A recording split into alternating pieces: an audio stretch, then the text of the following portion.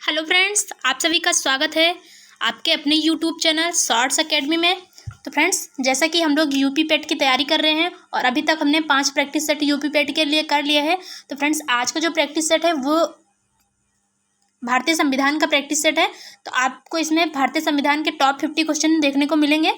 तो अगर फ्रेंड्स आपको ये वीडियो पसंद आएगी तो आप इसे एक लाइक जरूर करिएगा। चलिए अपना सेशन स्टार्ट करते हैं।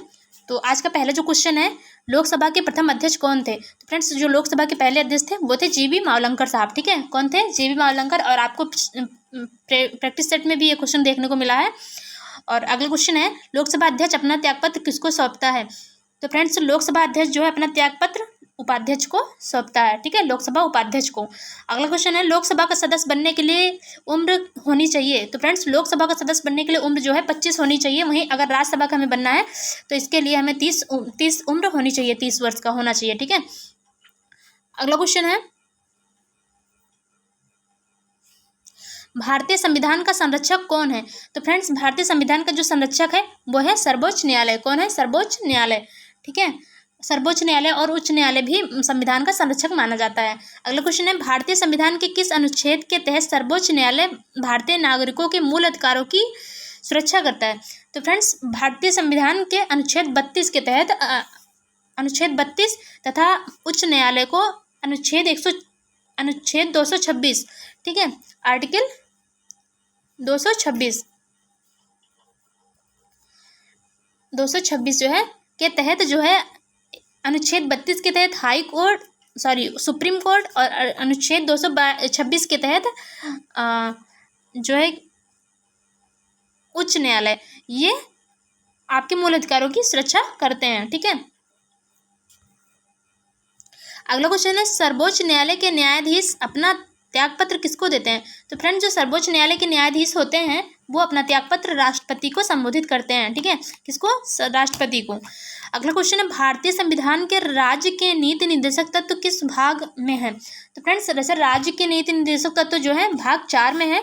वहीं अगर मौलिक अधिकारों की बात करें तो भाग 3 में है। और अगर मौलिक कर्तव्यों की बात करें हम तो मौलिक कर्तव्य जो है भाग 4A में है। ठीक है, भाग 4A में है। अगला क्वेश्चन है फ्रेंड्स, राज्य के नीति निर्देशक तत्व के किस आर्टिकल में अंतर्राष्ट्रीय शांति और सुरक्षा की बात की गई है? तो फ्रेंड्स, आर्टिकल जो है 51, आर्टिकल 51 में अंतर्राष्ट्रीय शांति तथा सुरक्षा की बात की गई है। तो फ्रेंड्स, यहाँ पे अभी हमने पढ़ा पिछला क्वेश्चन जो था कि नीति निर्देशक तत्व भाग 4 में है। और अगर हम बात करें इनका आर्टिकल कहाँ से कहाँ तक है, 26 से 51 तक है। जो लास्ट आर्टिकल है नीति निर्देशक तत्वों का, वही ये कहता है अंतर्राष्ट्रीय शांति तथा सुरक्षा की बात करता है। ठीक है, अगला क्वेश्चन है, भारतीय संविधान सभा के संवैधानिक सलाहकार कौन थे? ठीक है, तो संवैधानिक सलाहकार जो थे BN राव थे। कौन थे? BN राव। बढ़ते हैं आगे।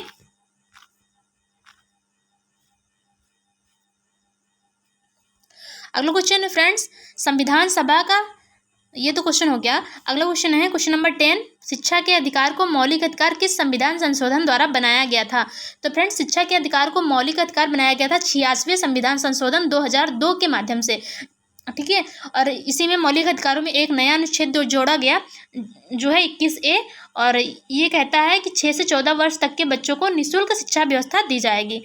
ठीक है, वहीं मौलिक कर्तव्यों में एक नया मौलिक कर्तव्य जोड़ा गया जो 11वां मौलिक कर्तव्य बना, क्योंकि इसके पहले 10 मौलिक कर्तव्य थे। और 11वें मौलिक कर्तव्य में ये व्यवस्था की गई कि जो एक 14 वर्ष तक के बच्चों को जो पालन करता होगा उसकी ये जिम्मेदारी होगी कि उस बच्चे को वो कम से कम 14 वर्ष तक की शिक्षा दिलाए। ठीक है, तो ये पालने वाले का कर्तव्य है। अगला क्वेश्चन है,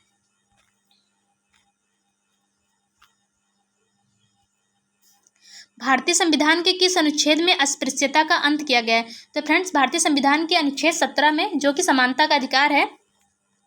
ठीक है, समानता का अधिकार 14 से लेकर 18 तक है। ठीक है, समानता का अधिकार, इसी में एक ये है अनुच्छेद 17 जिसमें अस्पृश्यता का अंत किया गया है। ठीक है, अस्पृश्यता यानी छुआछूत को मतलब खत्म किया जाने का प्रयास किया गया है इस अनुच्छेद के माध्यम से। अगला क्वेश्चन है, भारतीय संविधान के किस भाग में मौलिक अधिकारों का उल्लेख है? जैसे फ्रेंड्स मैंने पहले बता दिया आपको कि भाग 3 में मौलिक अधिकारों का उल्लेख किया गया है। वहीं भाग 4 में नीति निर्देशक तो भाग 4A में मौलिक कर्तव्य का उल्लेख किया गया है। और फ्रेंड्स, आपके ये सारे टॉपिक्स हैं जो कि आप मेंशन है आपके सिलेबस में, तो ये काफ़ी ज़्यादा इंपॉर्टेंट रोल प्ले करेंगे आपके एग्जाम्स में। और पॉलिटी 5 नंबर की आनी है, तो आपको यहाँ से काफ़ी क्वेश्चन हो सकता है वहाँ मिले, क्योंकि ये सारे क्वेश्चन वही हैं जो कभी कभी ना कहीं किसी न किसी एग्जाम में पूछे गए हैं। तो आप लोग इसे ज़रूर एक बार अच्छे से पढ़िएगा, एक बार लास्ट टाइम रिवीजन जरूर करिएगा इसका, जाते वक्त जब पेपर रहेगा 2 दिन बचेगा तब। अगला क्वेश्चन है, राज्यसभा कैसा सदन है? तो फ्रेंड्स, राज्यसभा एक अस्थायी सदन है, ठीक है, जिसे कभी भंग नहीं किया जा सकता है, ठीक है। तो क्वेश्चन ये बहुत पूछा जाता है कि राज्यसभा को भंग किया जा सकता है या नहीं किया जा सकता। तो फ्रेंड्स, राज्यसभा को भंग नहीं किया जा सकता, क्योंकि एक अस्थायी सदन है और अस्थायी सदन को कभी भंग नहीं किया जा सकता। जैसे कि राज्यों में विधान परिषद होती है, वो भी एक अस्थायी सदन होता है, इसी प्रकार जो है राज्यसभा एक अस्थायी सदन होता है, ठीक है। लोकसभा को भंग किया जाता है और विधानसभा को भी भंग किया जा सकता है, लेकिन राज्यसभा एक अस्थायी सदन है, इसे भंग नहीं किया जा सकता। अगला क्वेश्चन है, संयुक्त बैठक कौन बुलाता है? तो संयुक्त बैठक फ्रेंड्स, किसी मुद्दे पे विवाद हो जाने पर संयुक्त बैठक बुलाने का जो अधिकार होता है वो है राष्ट्रपति को। आर्टिकल 108 के तहत राष्ट्रपति संयुक्त बैठक बुलाता है। हालांकि बुलाता राष्ट्रपति है, लेकिन अध्यक्षता लोकसभा अध्यक्ष करता है, ठीक है। ये क्वेश्चन काफ़ी पूछा जाता है कि मतलब संयुक्त बैठक बुलाता कौन है? तो राष्ट्रपति बुलाएगा, लेकिन अगर बोले अध्यक्षता कौन करता है तो बहुत सारे बच्चे राष्ट्रपति टिक करके आते हैं, जो कि गलत आंसर है। उसका जो राइट आंसर होगा वो है लोकसभा अध्यक्ष, ठीक है। तो अगला क्वेश्चन यही है भी कि संयुक्त बैठक की अध्यक्षता कौन करता है? तो फ्रेंड्स, जो संयुक्त बैठक की अध्यक्षता करता है वो है लोकसभा अध्यक्ष, ठीक है। बढ़ते हैं आगे।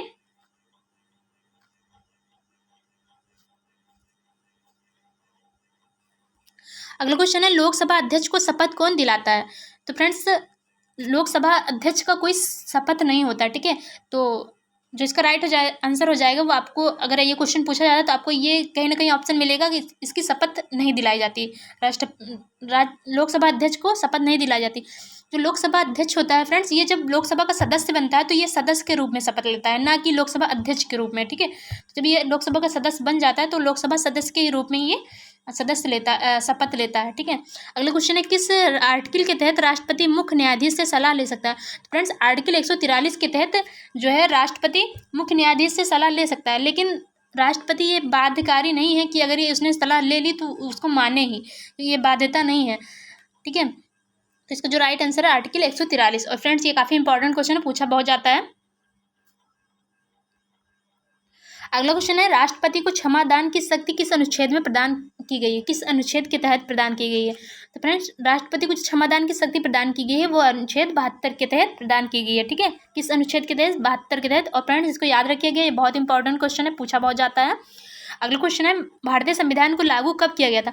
तो फ्रेंड्स, हमारा संविधान जो बन के तैयार हो गया था 26 नवंबर 1950 को, और 26 नवंबर 1949 को, ठीक है। 26 नवंबर 1900, थोड़ा सा यहाँ पे रंग कर दिया मैंने, चलिए इरेजर ले लेते हैं, मिटा देते हैं इसको।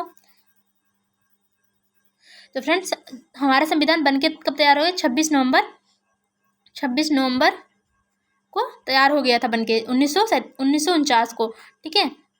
और इसी दिन अंगीकृत भी कर दिया गया था, यानी कि 6 आर्टिकल ऐसे थे जिनको लागू कर दिया गया था, ठीक है। और जो बाकी संविधान था उसे पूर्णतया लागू किया गया था 26 नवंबर 1950 को, ठीक है। 26 जनवरी 1950 को, 26 जनवरी 1950 को पूर्णतया लागू किया गया संविधान को। और वहीं अगर हम अंगीकृत की बात करें तो 26 नवंबर 1949 को अंगीकृत कर दिया गया था, और 16 अधिकारों को 16 अनुच्छेदों को लागू कर दिया गया था इस पे। चलिए पढ़ते हैं आगे।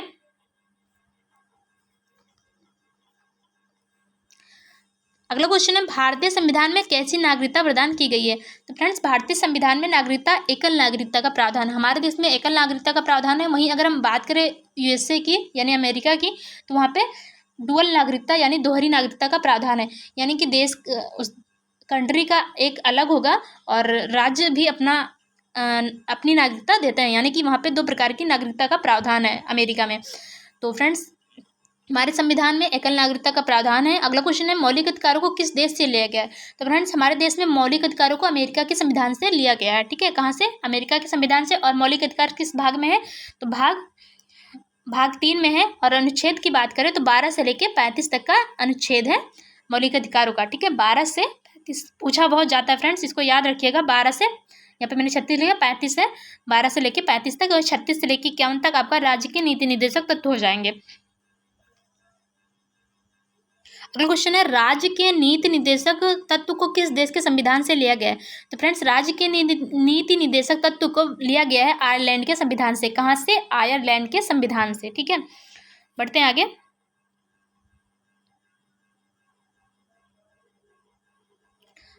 अगला क्वेश्चन है फ्रेंड्स, क्वेश्चन नंबर 23 है। तो यहाँ पे लिखा है, वे कौन से मूल अधिकार हैं जो केवल भारतीयों को प्राप्त हैं? ठीक है, ये वे कर लीजिएगा, वे कौन से मूल अधिकार हैं जो केवल भारतीयों को प्राप्त हैं? तो friends article 15, article 16, article 19, article 29 और आर्टिकल 30, ये 5 अनुच्छेद ऐसे हैं जो कि केवल भारतीयों को प्राप्त है। ठीक है, अनुच्छेद 15 ये कहता है कि जाति के आधार पर किसी के साथ मतलब भेदभाव नहीं किया जाएगा।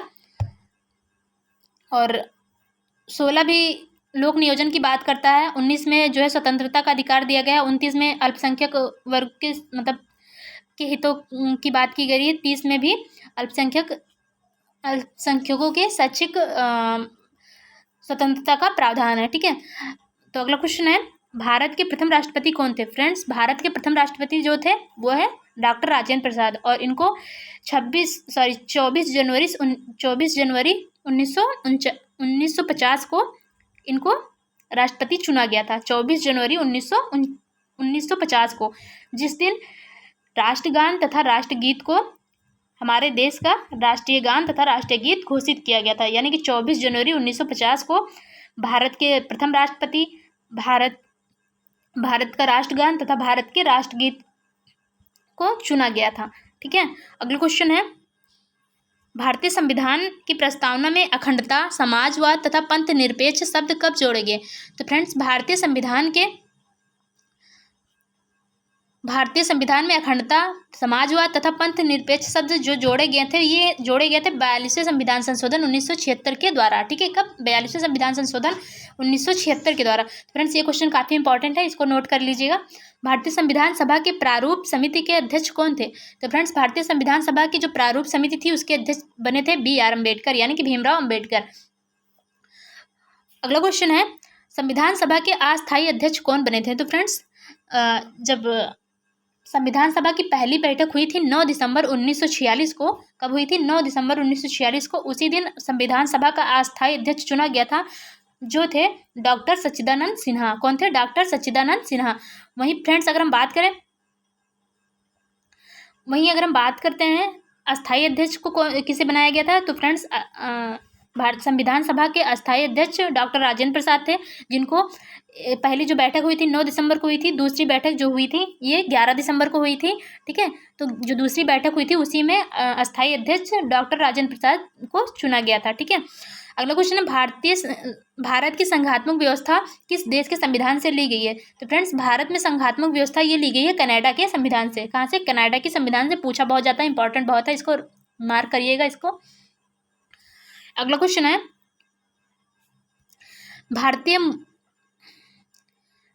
भारतीय मूल संविधान में शामिल थे। तो फ्रेंड्स हमारा संविधान जब लागू हुआ, यानी कि अगर हम बात करें 26 जनवरी 1950 को हमारा संविधान पूर्ण रूप से लागू कर दिया गया, तो उस टाइम जो संविधान में 395 अनुच्छेद, 22 भाग तथा 8 अनुसूचियाँ थीं। लेकिन वर्तमान में फ्रेंड्स लगभग बहुत सारे अनुच्छेदों को जोड़ा गया है खंड वाइज करके इन्हीं अनुच्छेदों में, तो लगभग 470 के बीच अनुच्छेद हो गए हैं, और भाग तो 22 ही हैं, और अनुसूचियाँ जो हैं ये 12 हो गई हैं। ठीक है, वर्तमान में 12 अनुसूचियाँ हमारे संविधान में हैं। अगला क्वेश्चन है, भारतीय संविधान में समवर्ती सूची की संकल्पना किस देश से लिया गया है? फ्रेंड भारतीय संविधान में समवर्ती सूची ये लिया गया है ऑस्ट्रेलिया के संविधान से। कहाँ से? ऑस्ट्रेलिया के संविधान से। अगला क्वेश्चन है, संविधान सभा द्वारा राष्ट्रीय ध्वज को कब अपनाया गया? तो फ्रेंड्स राष्ट्रीय ध्वज की अगर हम बात करें तो 22 जुलाई 1947 को अपनाया गया। लेकिन फ्रेंड्स बहुत अंतर है यहाँ पे, आप इसको दिमाग में आपको बैठाना होगा कि राष्ट्रीय ध्वज और राष्ट्रगान तथा राष्ट्रगीत में बहुत ज़्यादा अंतर है। तो फ्रेंड्स राष्ट्रीय ध्वज को, तो अगर ध्वज की बात करें यानी कि तिरंगे की, झंडे की बात कर रहा है, हमारे झंडे को कब अपनाया गया, तो झंडे को अपनाया गया 22 जुलाई 1947 को। अब देखिए 22 जुलाई 1947 को, उस टाइम हमारा देश आज़ाद नहीं हुआ था, क्योंकि 22 जुलाई को ये हमारे राष्ट्रीय ध्वज को एक्सेप्ट कर लिया गया था। हमारा देश आज़ाद हुआ 15 अगस्त 1947 को। ठीक है, अभी ये कुछ टाइम बाकी था हमारे देश को आज़ाद होने में। ठीक है, तो जो राष्ट्रीय ध्वज को अपनाया गया वो 22 जुलाई 1947 को। वहीं अगर राष्ट्रगान तथा राष्ट्रगीत को पूछे, तो राष्ट्रगान तथा राष्ट्रगीत जो अपनाए गए थे, ये अपनाए गए थे 24 जनवरी। फ्रेंड्स यहाँ पे 22 लिख गया है, 24 कर लीजिएगा इसको। 24 जनवरी 1950 को। ठीक है, कब? 24 जनवरी 1950 को राष्ट्रगीत, राष्ट्रगान तथा भारत के प्रथम राष्ट्रपति को चुना गया था। ठीक है, अगला क्वेश्चन है, धन विधेयक किस अनुच्छेद में है? तो फ्रेंड्स धन विधेयक जो है आर्टिकल 110 में है। ठीक है, किस में? आर्टिकल 110 में धन विधेयक का उल्लेख है। अगला क्वेश्चन है, सबसे पुरानी वित्तीय समिति कौन सी है? तो फ्रेंड्स जो सबसे पुरानी वित्तीय समिति है वो है लोक लेखा समिति। ठीक है, ये कब बनी थी? भारत शासन अधिनियम 1919 जो लाया गया था 1919 में, उसी के तहत 1921 में जो है लोक लेखा समिति गठित की गई थी। यानी कि अगर एक्ट पूछे किस एक्ट के तहत, तो भारत शासन अधिनियम 1919 के तहत, और ये बनी कब थी? 1921 में। अगला क्वेश्चन है, लोक लेखा समिति में कुल कितने सदस्य होते हैं? तो फ्रेंड्स लोक लेखा समिति में कुल सदस्य होते हैं 22। ठीक है, जिसमें से 15 लोकसभा से और 7 राज्यसभा से होते हैं। और अगर हम बात करें इनके सदस्यों का कार्यकाल क्या होता है, तो फ्रेंड्स इनका जो कार्यकाल होता है वो 1 वर्ष होता है। और फ्रेंड्स इनका जो कार्य होता है वो है, जो कैग होता है, नियंत्रक महालेखा परीक्षक, उनकी जो रिपोर्टें पेश की जाती हैं संसद में, उन्हीं की जांच करना। ठीक है, तो उन्हीं की जांच करना लोक लेखा समिति का काम होता है। तो फ्रेंड्स लोक लेखा समिति को प्राक्कलन समिति की जुड़वा बहन भी कहा जाता है। तो यहाँ पे बहुत सारे फैक्ट मैंने डिस्कस कर दिए आपको। तो लोक लेखा समिति को प्राक्कलन समिति की जुड़वा बहन भी कहा जाता है। अगला क्वेश्चन है, लोक लेखा समिति का कार्यकाल क्या होता है? तो फ्रेंड्स जैसे कि मैंने अभी पहले बता ही दिया आपको कि लोक लेखा समिति का जो कार्यकाल होता है 1 वर्ष होता है। अगला क्वेश्चन है, प्राक्कलन समिति में कुल कितने सदस्य होते हैं? तो फ्रेंड्स लोक लेखा समिति में तो 22 सदस्य होते हैं, जो और वहीं 15 सदस्य लोकसभा से लिए जाते हैं तथा 7 सदस्य राज्यसभा से लिए जाते हैं। लेकिन जो प्राक्कलन समिति होती है इसमें 30 सदस्य होते हैं और 30 के 30 सदस्य लोकसभा से लिए जाते हैं। ठीक है, तो इसका जो राइट आंसर है वो है 30 सदस्य। और ये सारे सदस्य कहाँ से लिए जाते हैं? लोकसभा से, यानी कि राज्यसभा का इसमें कोई योगदान नहीं होता। अगला क्वेश्चन है, किस समिति को अस्थायी मित व्ययिता समिति कहा जाता है?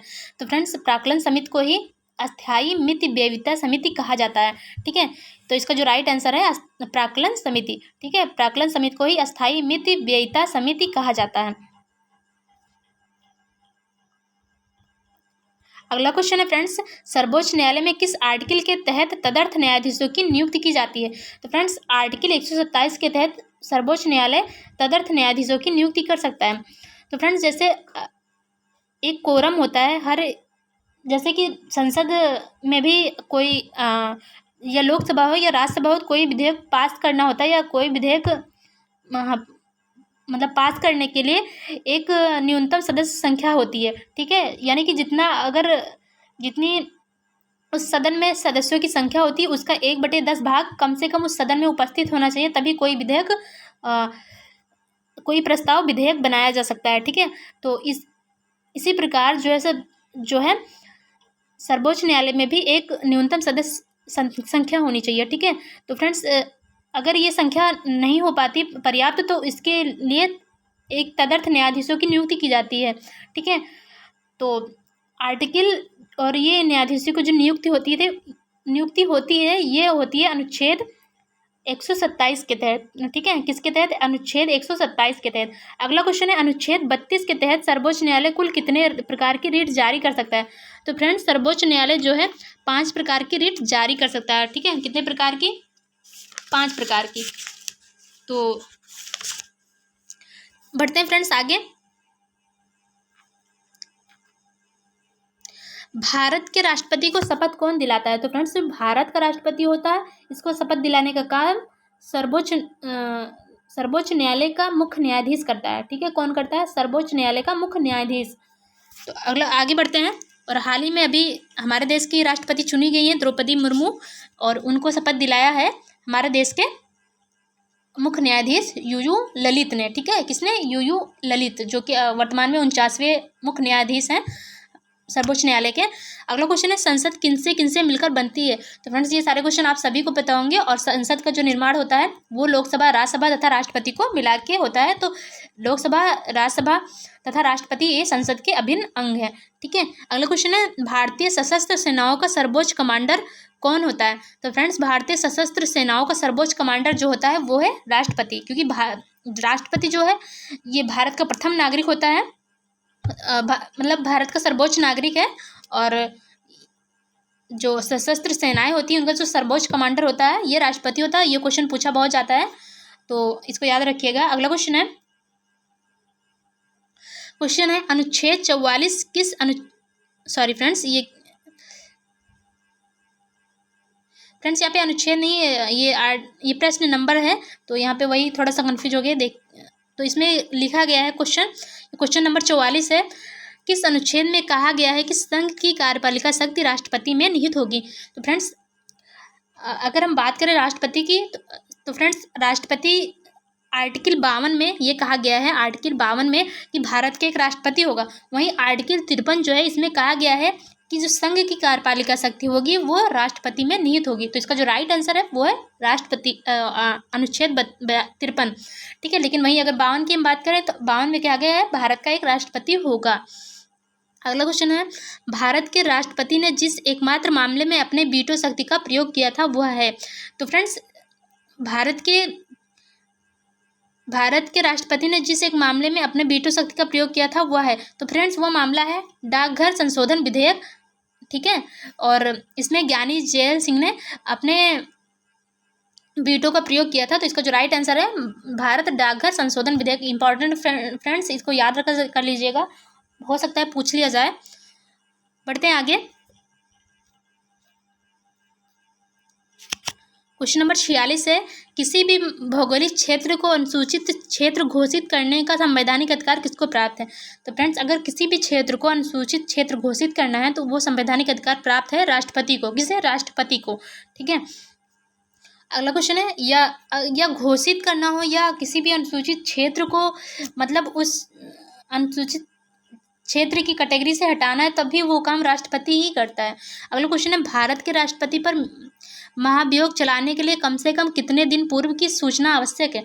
तो फ्रेंड्स भारत के राष्ट्रपति पर अगर कोई महाभियोग लाना है, कोई प्रस्ताव लाना है, तो इसको लाने से पूर्व 14 दिन पूर्व राष्ट्रपति को ये सूचना देनी पड़ेगी कि हम आपके विरुद्ध जो है महाभियोग लाने जा रहे हैं। ठीक है, तो ये राष्ट्रपति को 14 दिन पूर्व सूचना हमें देनी पड़ेगी, हमें नहीं देनी पड़ेगी, यानी कि जिस सदन में ये प्रस्ताव लाया जाएगा उस सदन को देनी पड़ेगी। अगला क्वेश्चन है, तो अगला क्वेश्चन है फ्रेंड्स, संविधान के किस अनुच्छेद के अंतर्गत भारत के राष्ट्रपति को अध्यादेश जारी करने की शक्ति प्रदान की गई है? तो फ्रेंड्स आर्टिकल 123 के तहत जो है भारत के राष्ट्रपति को अध्यादेश जारी करने की शक्ति प्रदान की गई। वहीं अगर हम बात करें राज्यपाल को किस अनुच्छेद के तहत, तो राज्यपाल को 213 के तहत। ठीक है, 213 के तहत। देखिए फ्रेंड्स 123 इसमें है, बस क्या करना है, हमको 1 2 को एक्सचेंज कर देना है और ये हो जाएगा 213। ठीक है, तो राज्यपाल को 213 के तहत, वहीं राष्ट्रपति को अनुच्छेद 123 के तहत अध्यादेश लाने की शक्ति प्रदान की गई है। क्वेश्चन है अगला, वह व्यक्ति जो संसद का सदस्य नहीं है, तो फ्रेंड्स वह व्यक्ति जो संसद का सदस्य नहीं है केंद्रीय मंत्री रह सकता है। मान लीजिए फ्रेंड्स कोई व्यक्ति केंद्रीय मंत्री नियुक्त कर लिया जाता है और वह संसद का सदस्य नहीं है, तो उसे अगले 6 महीने के अंदर किसी भी सदन की सदस्यता ग्रहण करनी पड़ेगी। अदरवाइज फिर 6 महीने बाद उसकी मंत्री पद की सदस्यता रिक्त हो जाएगी। ठीक है, उसको मंत्री पद से हटना पड़ेगा। और तो इसका जो राइट आंसर है केवल 6 महीने, मात्र 6 महीने ही वो रह सकता है। और अगर उसने सदस्यता इस बीच में ग्रहण कर ली तो वो आगे कंटिन्यू मंत्री बना रह सकता है, अदरवाइज फिर वो 6 महीने बाद उस पद से हटा दिया जाएगा। अगला क्वेश्चन है, राष्ट्रपति 5 वर्ष तक अपने पद पर रहता है। तो फ्रेंड्स राष्ट्रपति 5 वर्ष तक अपने पद पर रहता है, जिस दिन वो शपथ ग्रहण करता है उसी दिन से लेके अगले 5 वर्ष तक वो अपने पद पर बना रहता है। तो फ्रेंड्स आज का ये वीडियो यहीं पे समाप्त करते हैं। और ये आपके रहे 50 क्वेश्चन। और आई होप आपको ये वीडियो पसंद आई होगी। तो फ्रेंड्स, अगर वीडियो पसंद आए तो एक लाइक ज़रूर करिएगा, और चैनल पे नए होंगे तो सब्सक्राइब कर लीजिएगा, और आप अपने दोस्तों के साथ भी इसे शेयर कर सकते हो। और फ्रेंड्स, आप कमेंट करके ये ज़रूर बताया कीजिए कि आप वीडियो कैसी लगी आपको, और अगर आप वीडियो आपको पसंद आई हो तो एक कमेंट करके बताइएगा। और आप ये बता सकते हो कि मुझे और क्या इम्प्रूवमेंट करने की ज़रूरत है, क्योंकि अभी मैंने नया स्टार्ट किया है चैनल अपना, तो मुझे उतना ज़्यादा जानकारी, हालांकि मैं पढ़ा लेती हूँ, लेकिन थोड़ा सा कहीं ना कहीं नर्वसनेस होती है, सब में होती है, तो मुझ में भी है। तो अगर आप कुछ कमेंट करके आप बता सकते हो कि हाँ, आप में ये और ये चीज़ें ऐड करने या और क्या इम्प्रूवमेंट करने की ज़रूरत है, तो आप लोग बता सकते हो। चलिए फ्रेंड्स, फिर रखते हैं आज का वीडियो यहीं तक, और आपको वीडियो पसंद आया तो एक लाइक ज़रूर करिएगा, और सब्सक्राइब भी कर लीजिएगा अगर सब्सक्राइब नहीं कर रखे हैं तो। चलिए फ्रेंड्स, फिर आज का वीडियो समाप्त करते हैं। Bye, good night.